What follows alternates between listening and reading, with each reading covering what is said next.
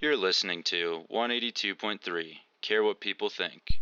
Hello, welcome back to another episode of the Care What People Think podcast. I'm Ryan, and as always, I'm here with my co-host Will, who has so many gray hairs at this point. Actually, not today, but tomorrow, because he's turning 24 years old. Let's give it up.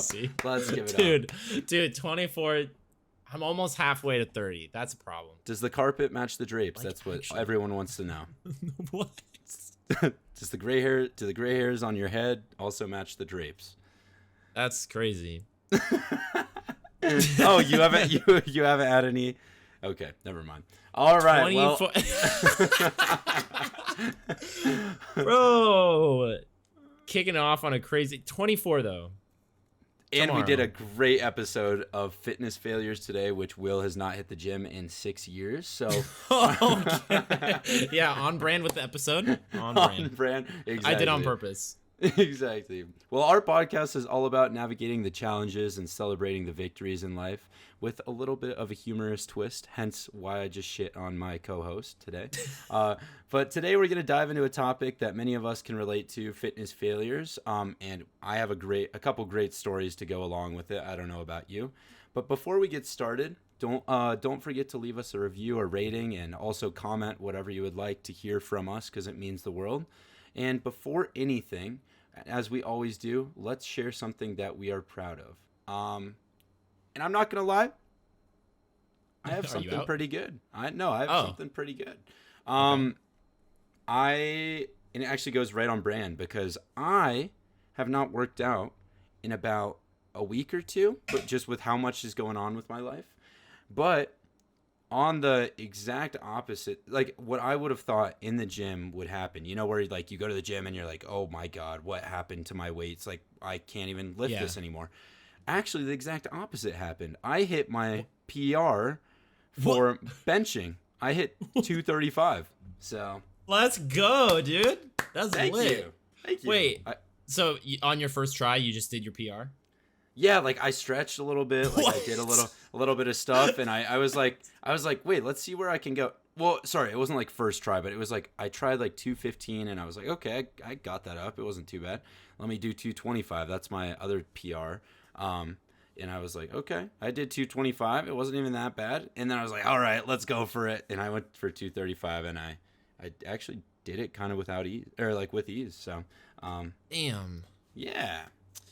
Well, that's good that we're talking about fitness failure, because I can barely lift up a stick as my bench PR. So I bet you could lift up your left arm, dude. No, arm. No, it's too heavy. Oh, sorry. I can only lift my right arm up joke. because I have a mouse. Oh, stick. God damn it. But no, this episode topic's actually really funny, just because in general, obviously Ryan has a lot more dedication and want and grit and power to the gym and working sometimes. No, I'd say in general. I definitely I fucking hate running. I mostly only work out because I know that I have to do it to stay healthy. Like, the older I get, the more I'm like, man, I think I would look really cool with like being more like muscled out, like looking Matt said look really cool. No, I don't know why. That just sounds crazy. I would love an 8-pack. I would just look at myself and be like, wow, I look awesome. No, not like avatar customization, but like I think I would look good if I had more strength that was visibly shown. But I'm also, it's like vegetables, right? Like vegetables taste like ass, but you have to have them to live because like your body needs the nutrients. So like for me, I don't even set up the like hype of like, oh, I'm gonna make these vegetables taste good, because it doesn't fucking matter. They're usually just bad, because I'm also, I guess, lazy when it comes to cooking like that. So for me, I only work out because I kind of am like, I have to. I've never got a runner's high. I don't understand the whole I think so. How do you feel after a run? I feel fucking exhausted, bro. Like sometimes, you honestly, die? Yes. Okay. Actually, well, there's a little test study we can do. No. We can do a little test study. So before my last fitness failure, speaking of which, would have been a year ago around this time. From September until December, I was working out with Paris as like my workout buddy for the 3 months. And the main reason we stopped is because Paris's car ended up breaking down and she had to do a whole fucking. Her car was like broke, so she could not go anywhere, and I didn't have a car at the time, and so we literally kind of couldn't do anything. Which I guess we could have figured out our own ways to work out, but we didn't. And but we still did 3 months, and I would say once it hit 3 months of working out, that is when I started to feel better after working out. It took me 3 months to like go to the gym, lift weights, and then be like, that feels good. But it's not even the fact of like I feel better. It's more like I feel good that I pushed myself. And I feel good that I did something I didn't want to do today. And I feel good that I like pushed through a hard thing. But it's not like my muscles feel good because they got pumped. I've never had that. Or Really? I don't feel better because I ran. It's more so in this workout time, I ran around that like parking lot that's like right by me. Yeah, I like yeah, by would your run place. around that multiple times. And that would be like my run, and I would try and time it.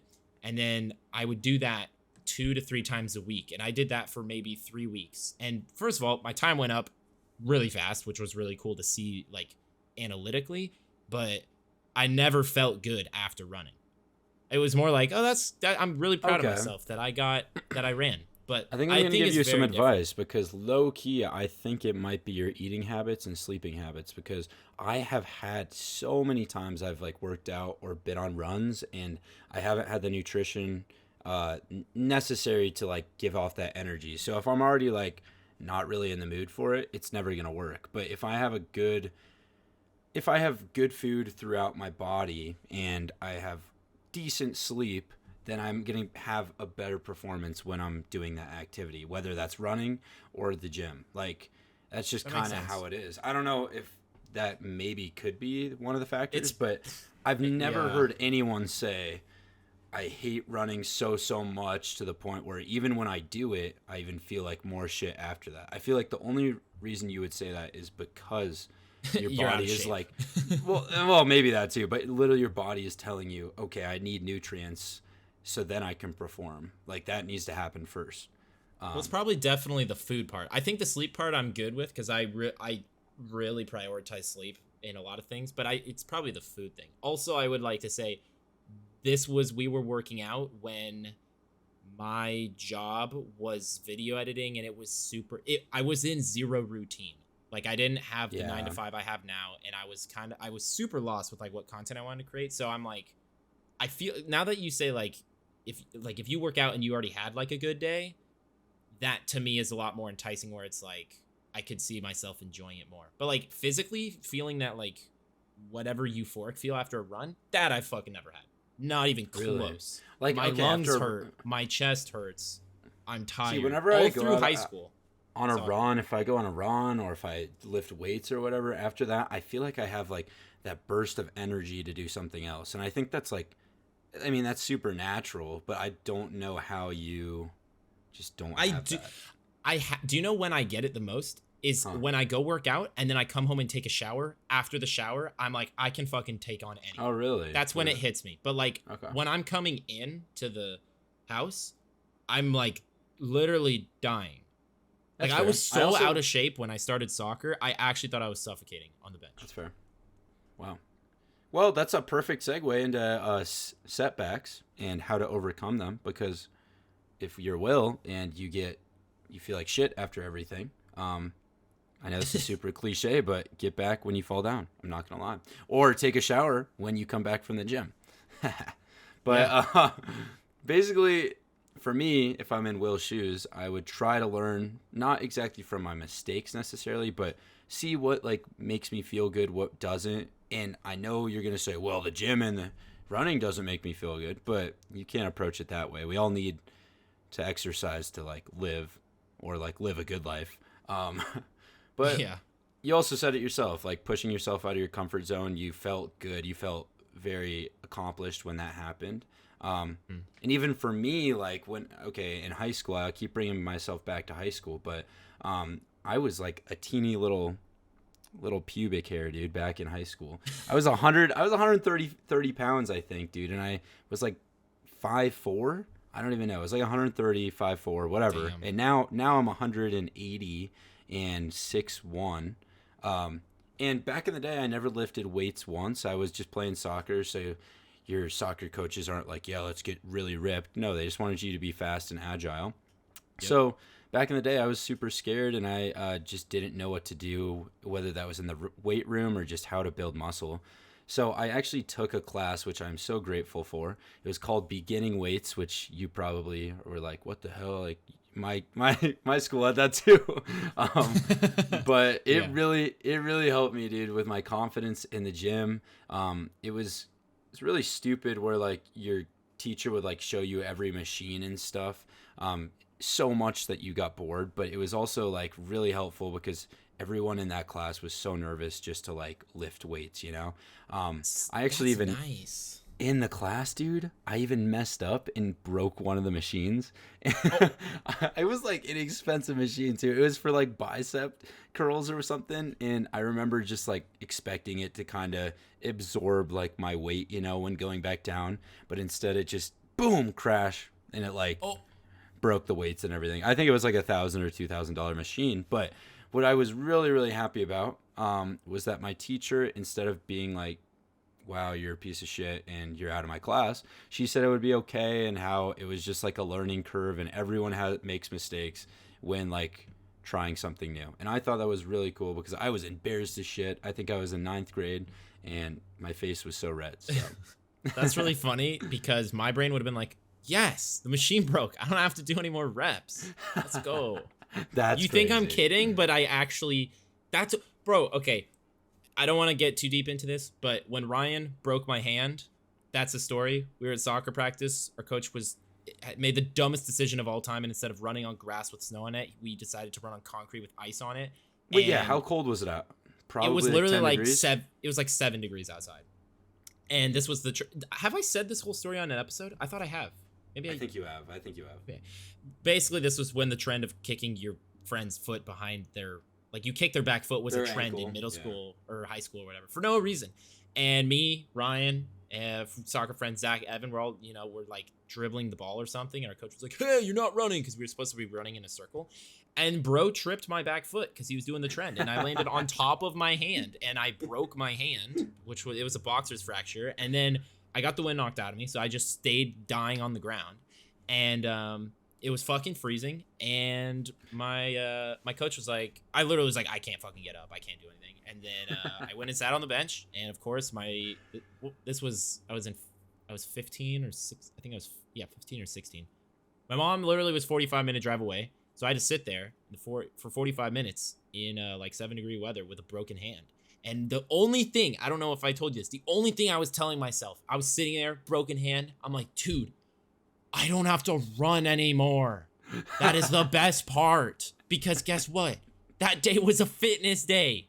Fuck that day. That day, according to at least Ryan, right after we were done with that, bro, like, told me that we ran so much. Like, Yeah, it was a I straight remember fitness it. thing. So And I bro remember did me a after favor. It's You did me a low-key favor. true, because I do remember you leaving. I remember this vividly. And then right after that, I think it was about like 30 minutes of straight up just like, what are those called where you just run like the entire length of the field? But then like X's, where you like go I have down no the- clue. It's basically where you like go to halfway and then back to the line, and then at the end Oh, the back. suicides or the shuttle Suicides, sprints? yeah, or whatever it was. But dude, we were doing that for like 30 minutes afterwards. And as you know, when you're just like outside in the cold in general, when you're walking to your car, it's not fun for your lungs. So think about that when you're running, trying to do full speed sprints, because your coach is an absolute dumbass and thinks Also that that's the way to do it. On ice on a hockey rink at a park. Yep. I don't know who fucking co-signed that, but also, how is it okay that I just broke my hand because of a coach decision that was made? Also, I get to the fucking urgent care. My teammate walks out of the fucking urgent care building that I'm going into because he slipped and fell and broke his other fucking wrist when going to the bathroom. Wasn't that cool?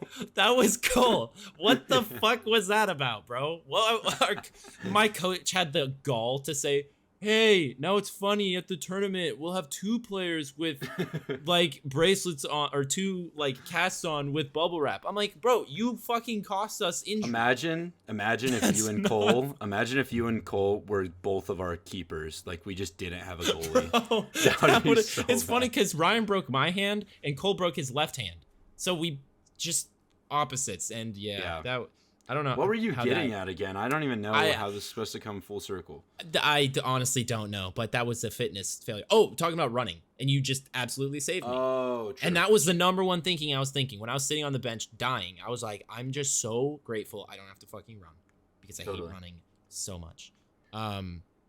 But also another aspect we didn't really talk about, but I think is really important. I don't know how you operate with this, but workout buddies, golden ticket for you to stay consistent, or at least for me, because I knew in high school it was so hard for me to just go to the gym physically. I feel like that's most people's like the hardest part. And ironically, when I met my girlfriend, she was working at a gym.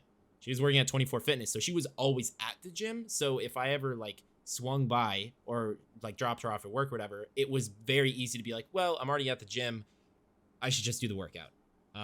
And so when you have a buddy to go, it's really easy to keep both of you accountable, because I feel like subconsciously you can be like, well, like if I'm thinking, oh, I'm going to go work out with Paris, she could be like, oh, well, Will's thinking that we're going to go work out. So now I have to get mentally prepared to go work out. And I'm thinking the same thing. And then we both end up working out. This. I'm the same way, dude. Back at sophomore year of college, which was about 3-4 years now, I actually went with two of my best friends, Levi and Hayden. They literally would just wake me up if I wasn't awake, and I would do the same thing to them. And we would get our asses off of the bed and immediately walk to the gym. And this was during COVID, where you had nothing else to do with your life. So we were like, let's just do it. What's the point? And there were days I literally was getting dragged out of my bed, like seriously getting dragged. And I remember when I went to the gym, every single time I would feel a lot better, because I was like, well, I'm now working out with these guys, and I know that if I wasn't doing this, like, what am I going to do? Sleep in again for the 5th time? Yeah. So, and what was also really cool is that, like, we pushed each other too. Like, you're so right about the workout buddies, especially when, like, they're very similar to maybe your body type or, like, your workout. But they like, really just, like, shit on me in some ways, and just, like, told me, this is how you do it, and we're going to get to this level. And I did the same thing to them, and we all became a lot more ripped. I'm not going to lie. That was probably the most muscle mass I've gained, I think, in my life, like, just comparatively, you know. Damn. But you're so right. Just being with somebody else, especially somebody that you like, it's very important. So that's how I feel when whenever I've played basketball with Ryan twice. I'm so ass. And the fact that now I'm 6'2", it makes me feel even dumber, because it's like people actually would come up to me. Okay, I don't know if you know this. Surprise, I think this is weird because maybe people are just taller in Colorado. I would literally have people in my college come up to me at a party and be like, are you on the basketball team? Bro, I understand I'm 6'2", because I was a freshman in high school at like 5'1", but like, holy shit, basketball players are like 6'5". Why are you talking to me? Like 6'5" is like short even. Yeah, you're right. Yeah, you're right. That's what I'm saying. I'm like 6'2" is not a basketball player height. But I get what you mean when you have like, I mean, with Paris and I, sometimes she'll be like, I want to target legs. And sometimes I'm like, fuck that. I don't want to do legs. So we'll go to the gym together, but I'm going to target arms because I want more like bicep, tricep, shoulder strength, because as I said, chiseled abs. Sticks. Yeah, so it's a lot easier when you're working out with someone that's also targeting the same areas or wants to do the same workout. It's not impossible to do it, because obviously Paris and I go to the gym and we'll just do 2 separate workouts. But I noticed going to the gym physically has become not nearly as big of a problem now. Like now it's more like, okay, if I signed up for the concept of going, I just have to get there because I have to get it done, because the sooner I get it done, the sooner I can come back and work on whatever. That's fair. But it's, yeah. I mean, this goes hand in hand with it, but we've talked about this in previous episodes, but strategy is for staying consistent. We have a full episode literally dedicated to setting your goals, so please check that out. But in order to become more consistent, obviously, like, workout buddies and stuff can totally help, but let's just say you don't have that other person in your life. You have to set these clear goals that you want to work towards. So if you're like, I'm going to work out 4 times a week, whatever it is, you have to do it. And if you don't do it, personally, I would gaslight myself and be like, well, I'm a piece of shit. I literally would. I would be like, are you kidding me? What is wrong with me? Why would I skip out?